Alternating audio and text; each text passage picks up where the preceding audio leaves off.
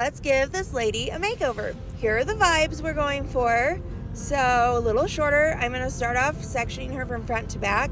And then with shorter styles, I feel like I end up sectioning where those major changes in length or weight are happening. We are doing some scooping graduation in her nape, as you can see. I'm going back in and doing a little detail work with my razor and my blending shears just to give her a little movement through that midsection. I want to build a little bit of weight here while still having movement and softness, so we're using diagonal sections in my blending shears. We're going to get that guide from the crown and then go through in swelling graduation. I feel like I end up point cutting this a lot to keep it just nice and piecey. And then where I have that kind of big transition in length, I'm just picking it up in scooping and going in with my razor and getting that off. So I'm going to work over her ear in this little triangle section and use my razor to remove this hair.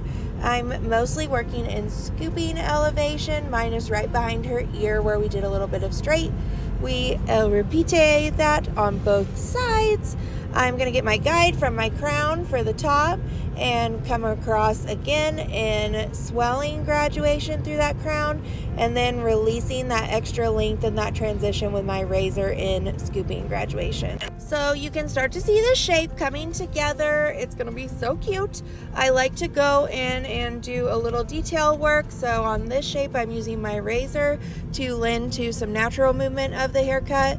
I feel like on shorter shapes, for sure, it's extra important to have that little bit of direction in your haircut that's going to lend to your guest style. One thing I hear with short hair a lot is that, oh my gosh, it's so much more work to style, and we don't want that to be the case. We want to make it easy. So we gave her a little color makeover with Shades EQ Gloss.